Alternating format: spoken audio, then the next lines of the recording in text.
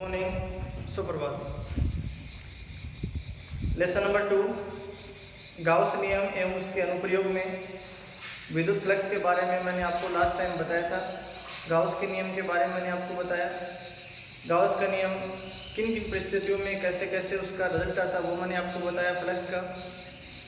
अब मैं यहाँ पे लेके चल रहा हूँ गाउस नियम के अनुप्रयोग। अनुप्रयोग का मतलब है कि गाउस के नियम को लेकर अलग अलग आकृति अपने यहाँ चूज करेंगे और उन आकृतियों की सहायता से विद्युत क्षेत्र का अध्ययन करेंगे। इसमें विद्युत क्षेत्र का मान निकालना अपने को है सब में। तो पहला एप्लीकेशन है 1 नंबर, चालक गोले के कारण उत्पन्न विद्युत क्षेत्र। पहला अपना जो अनुप्रयोग है, एक क्वेश्चन ऐसे आता है 4 नंबर का बोर्ड एग्जाम में। गाउस नियम को परिभाषित करते हुए चालक गोले के कारण किसी बिंदु पर उत्पन्न विद्युत क्षेत्र की तीव्रता का अध्ययन कीजिए। विद्युत क्षेत्र की तीव्रता का दूरी के साथ आवश्यक ग्राफ प्रदर्शित कीजिए। 4 नंबर का आता है। 1 नंबर का स्टेटमेंट होगा, कथन होगा। 2.5 नंबर का इसका डेरिवेशन होता है। आधा नंबर का ग्राफ प्लॉट होता है। ठीक है, तो पहला मैंने क्या बताया, चालक गोले के कारण उत्पन्न विद्युत क्षेत्र, ये पॉइंट अपना। इसमें 1 नंबर आता है, जब बिंदु P चालक गोले के बाहर स्थित हो। इसमें है जब बिंदु P चालक गोले के बाहर स्थित हो। मैं साथ साथ बोल रहा हूं, ध्यान से सुनना, बहुत इंपॉर्टेंट चीज है। चित्र में दर्शाए अनुसार कैपिटल R त्रिज्या का चालक गोला, चित्र में दर्शाए अनुसार कैपिटल R त्रिज्या का चालक गोला जिसको +Q आवेश देने पर आवेश सतह पर समान रूप से वितरित हो जाता है। यह आपने आवेश दे दिया, सतह पर समान रूप से वितरित हो जाएगा। इस एप्लीकेशन में यही इसमें इंपॉर्टेंट चीज है, पूरी एप्लीकेशन में ध्यान रखना। चालक होगा तो आवेश सतह पे एक समान रूप से वितरित हो जाएगा, अचालक होगा तो आवेश अंदर चला जाएगा। बस इन्हीं के फर्क है और बताता जाऊंगा आगे आगे चलकर। ठीक है, कैपिटल R त्रिज्या का चालक गोला जिसको आवेश Q देने पर आवेश सतह पे एक समान रूप से वितरित हो जाता है। इसके मध्य बिंदु O से R दूरी पर स्थित है बिंदु P पर विद्युत क्षेत्र की गणना करनी है। दोबारा से सुन लो, कैपिटल R त्रिज्या का चालक गोला जिसको आवेश देने पर आवेश सतह पे एक समान रूप से वितरित हो जाता है। इसके मध्य बिंदु O से R दूरी पर बाहर स्थित बिंदु P पर विद्युत क्षेत्र की गणना करनी है। इसके लिए R त्रिज्या के एक गोलाकार गाउसीय पृष्ठ की क्या करते हैं,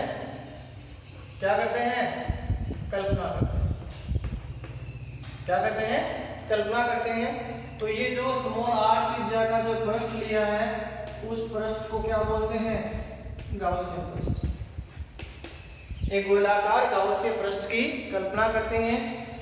गाउसीय पृष्ठ क्यों कहा गया, क्योंकि गाउस का नियम इसमें कम मिलेंगे। गाउस के नियम की सहायता से विद्युत क्षेत्र अपन ज्ञात करेंगे, इसलिए गाउसीय पृष्ठ कहा गया इसमें। दोबारा सुनो इसको ध्यान से।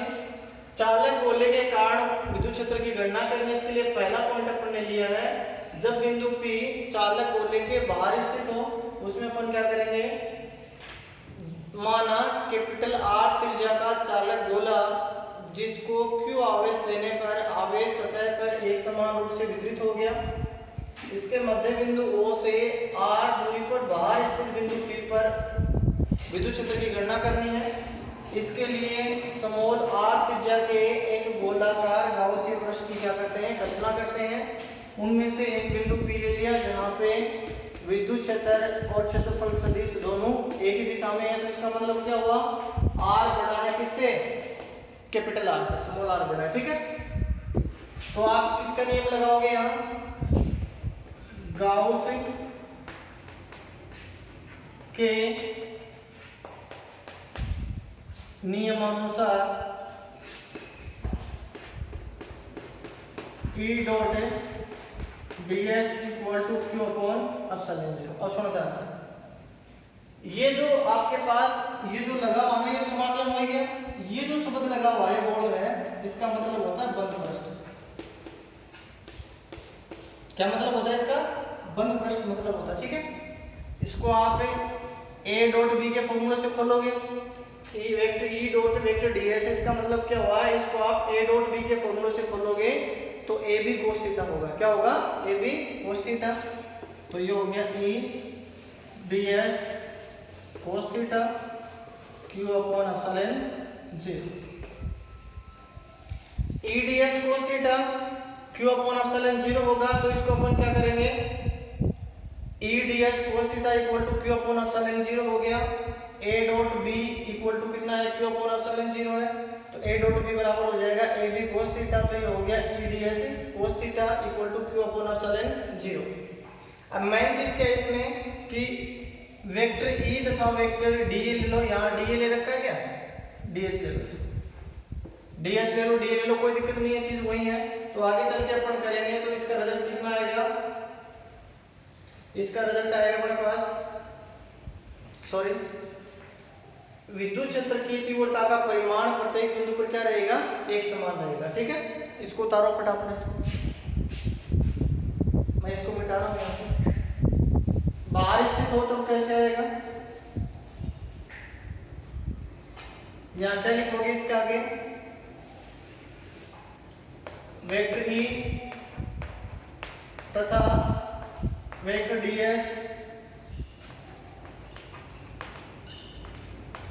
एक ही दिशा में हो, वेक्टर E तथा वेक्टर ds एक ही दिशा में हो, अर्थात थीटा इक्वल टू 0, तब E ds cos 0 equal to q upon epsilon 0, cos 0 कितना होता है, 1 होता है, ठीक है।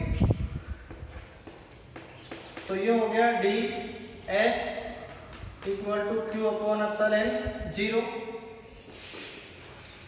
यहाँ क्या लिखोगे आप, देखो आपने बिंदु P यहाँ ले लिया, आपने बिंदु P यहाँ ले लिया, आपने बिंदु P यहाँ ले लिया, आपने बिंदु P यहाँ ले लिया, कहीं ले लो।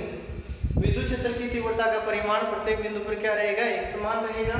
तो इसको अपन लिखेंगे विद्युत क्षेत्र की तीव्रता का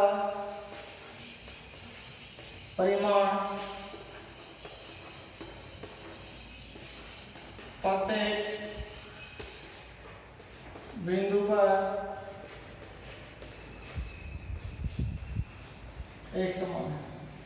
क्या है, विद्युत क्षेत्र की तीव्रता का परिमाण प्रत्येक बिंदु पर क्या है, एक समान है, इसलिए क्या हो जाएगा, बाहर निकल के जाएगा।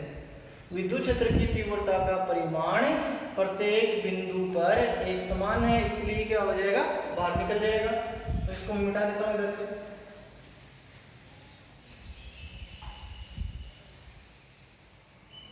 तो ई को बाहर ले लो, ई को बाहर ले लिया, अंदर रह गया ds equal to q upon epsilon 0। और ये क्या है, क्षेत्रफल है, पूरे का क्षेत्रफल। तो यह गोला है, ठीक है, गोले का क्षेत्रफल कितना होता है, 4 पाई r स्क्वायर। तो ये हो गया e into 4 pi r square equal to q upon epsilon 0, e equal to 1 upon 4 pi epsilon 0 q upon r square. It means हो गया e समानुपाती 1 अपॉन r स्क्वायर। तो e proportional 1 upon r square हो गया, पहला निकल के आ गया। दूसरा है, जब बिंदु P सतह पर। ये जो बिंदु आपने P ले रखा है, ये जब किस पे हो, सतह पे हो, यहां निकल के आएगा। उस टाइम पर अपन कैसे करेंगे इसको, ये हो गया वेक्टर E, ये हो गया वेक्टर A।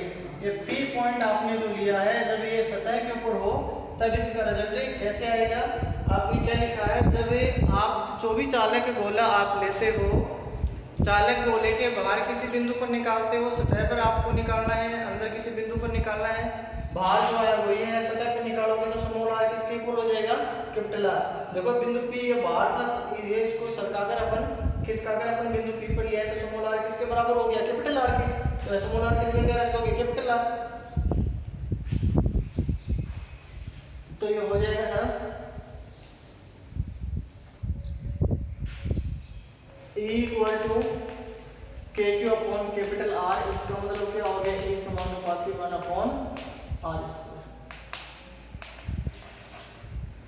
थर्ड कंडीशन है वो क्या है, जब बिंदु P अंदर स्थित हो, जब बिंदु P अंदर स्थित हो,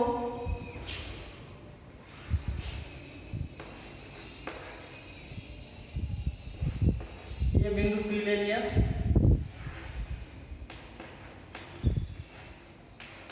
E dl, E into 4πr² same रहेगा। अंदर आवेश कितना होता है, 0। चलो यहाँ पे बोला लिया तो उसका सतह आवेश अंदर कितना होता है, 0। देखिए मैंने पहले भी बताया था, चालक गोला जो भी होगा, गोलीय कोश जो भी होगा, उसमें आवेश हमेशा क्या रहेगा, एक समान रहेगा, सतह पर एक समान रूप से वितरित रहेगा। चालक गोला हो चाहे गोलीय कोश हो, खोखला गोला हो, उसके अंदर हमेशा आवेश क्या रहेगा, शून्य रहेगा। क्या रहेगा, शून्य।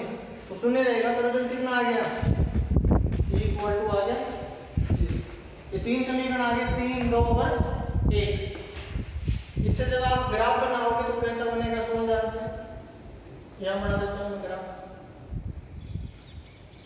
ग्राफ, ये निरूपण E ले लिया,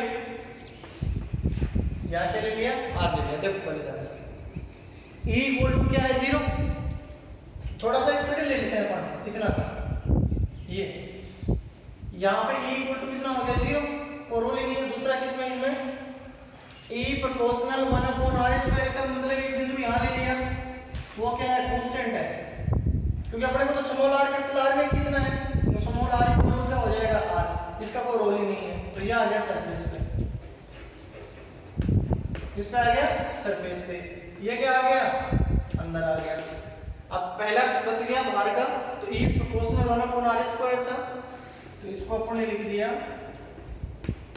E समानुपाती 1/r²। ये क्या हो गया, बाहर हो गया। आधा नंबर का तो ये आता है, आधा नंबर का गाउस का नियम आता है, और 2.5 नंबर का जो आता है,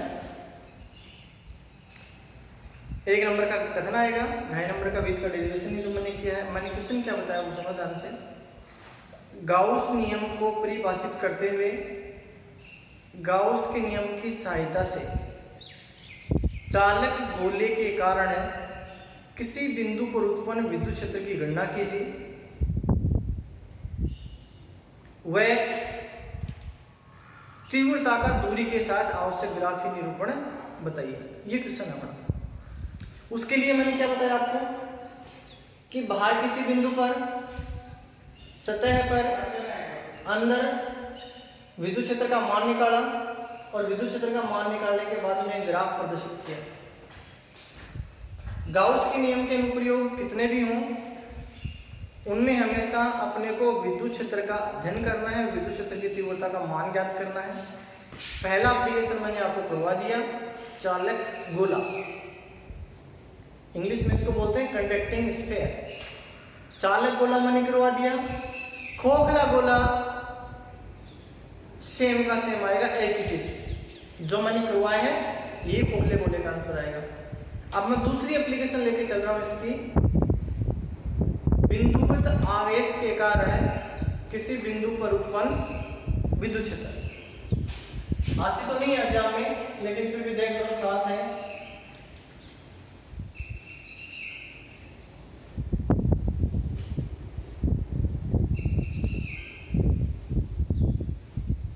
देखो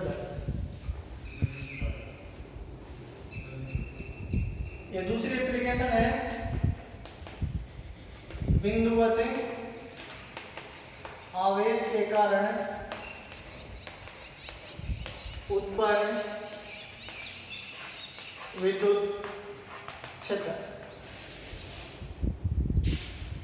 माना एक बिंदुवत आवेश Q मूल बिंदु O पर स्थित है। इससे r दूरी पर स्थित बिंदु P पर विद्युत क्षेत्र की गणना करनी है। दूसरा अनुप्रयोग है गाउस के नियम का। बिंदुवत आवेश Q मूल बिंदु O पर स्थित है। इससे r दूरी पर स्थित बिंदु P पर विद्युत क्षेत्र की गणना करनी है। इसके लिए r त्रिज्या के एक गोलाकार गाउसीय पृष्ठ की क्या करते हैं, कल्पना करते हैं। ये क्या हो गया आपका, गाउसीय पृष्ठ हो गया। क्या हो गया, गाउसीय पृष्ठ हो गया। इस पृष्ठ पे ये जो बिंदु P ले रखा है, यहाँ पे क्षेत्रफल अल्पांश ले लिया। क्षेत्रफल अल्पांश होता है क्षेत्रफल सदिश के लंबवत लिया जाता है। ये ds ले लिया मैंने, और इसी की दिशा में क्या हो गया, विद्युत क्षेत्र की दिशा दी होगी। चित्र में दर्शानुसार बिंदुवत आवेश Q मूल बिंदु O पर स्थित है। इससे r दूरी पर स्थित बिंदु P पर विद्युत क्षेत्र की गणना करनी है। इसके लिए r त्रिज्या के एक गोलाकार गाउसीय पृष्ठ की कल्पना करते हैं। बिंदु P पर एक क्षेत्रफल सदिश वेक्टर ds तथा विद्युत क्षेत्र वेक्टर E एक ही दिशा में है। तो गाउस के नियमानुसार E dot ds equal to Q upon epsilon 0। इसको किस फॉर्मूला से खोलोगे, A dot B equal to कितना होता है, AB cos theta. A dot B equal to होता है AB cos थीटा। तो इसको अपन लिखेंगे E ds cos theta equal to Q upon epsilon 0। आगे क्या लिखोगे इसमें कि E है और ds दोनों एक दिशा में, तो आप यहाँ लिखोगे वेक्टर E तथा वेक्टर ds एक ही दिशा में है, अर्थात थीटा इक्वल टू 0। तो ये हो गया E ds cos 0 equal to Q upon epsilon 0। ये पॉइंट वैसा ही है जो चालक गोले के बाहर अपन निकालेंगे। अचालक गोले के बाहर अपन निकालेंगे, ये सेम का सेम आएगा, होगा तीनों में एक सा, कोई डिफरेंस नहीं है इसमें। आप यहाँ लिखोगे E ds Q upon epsilon 0। यहाँ लिखोगे विद्युत क्षेत्र की तीव्रता का परिमाण प्रत्येक बिंदु पर एक समान है, तब ये लाइन समझ में आएगी। जितनी भी एप्लीकेशन करोगे ये लाइन लिखना बहुत जरूरी, ज्यादा नंबर है। ये बिंदु आपने यहाँ लिया, यहाँ ले लो, यहाँ ले लो, यहाँ ले लो, यहाँ ले लो, कहीं ले लो, ध्यान रखना। ये लाइन नहीं लिखोगे तो नंबर कटेगा। विद्युत क्षेत्र की तीव्रता का परिमाण प्रत्येक बिंदु पर क्या एक समान है। Electric field intensity of electric field has same at the surface. इसको बाहर निकाल लो, बेटा दो इसको डायग्राम को। देखो यहाँ आ गया आपका E ds Q upon epsilon 0। ये क्षेत्रफल हो गया। क्षेत्रफल कितना है इसका, गोले का, 4 pi r square Q upon equal to 1/4πε0 Q/r²। एक चीज ध्यान रखना हमेशा, आपने जो ये पृष्ठ मान रहे हो ना, ये गोला, ये गाउसी पृष्ठ है, इसके ऊपर आवेश नहीं आएगा कभी, इसके ऊपर टेक दो। चालक गोला मूल लेके चल रहे हो उस पे आवेश आएगा, अचालक लेओगे उसमें आवेश आएगा, चालक पट्टी का लेओगे उसमें आएगा, अचालक पट्टी का लेओगे उसमें आएगा, अनंत रेखा आवेशित तार लेओगे उसमें आएगा। ये मैंने इसकी 5 एप्लीकेशन है, 5 और 6, ठीक है। इनमें से क्वेश्चन रिपीट होता है, 4 नंबर का क्वेश्चन आता है। आप इसमें ग्राफ प्लॉट बिटवीन देम करोगे तो आप इसको तो ई ले लो, इसको ले लिया आपने r, और आपको पता ही है ये 1/r² मतलब r बढ़ेगा तो e घटेगा और r घटेगा तो e बढ़ेगा, ठीक है। तो उसके बारे में अपने को क्या करना है, ये ग्राफ प्रदर्शित करना है। ये ग्राफ बारे में बहुत बताया था मैंने। एक तो है आधा नंबर का, तो ये आपका ग्राफ आएगा, 1 नंबर का स्टेटमेंट आएगा, 2.5 नंबर का इसका बीच का डेरिवेशन है, आधा नंबर का ये, इस प्रकार से 4 नंबर का क्वेश्चन ये आता है। आगे अपन गाउस के नियम की 3rd एप्लीकेशन करेंगे, फिर 4 करेंगे, फिर 5वीं। Okay, thank you.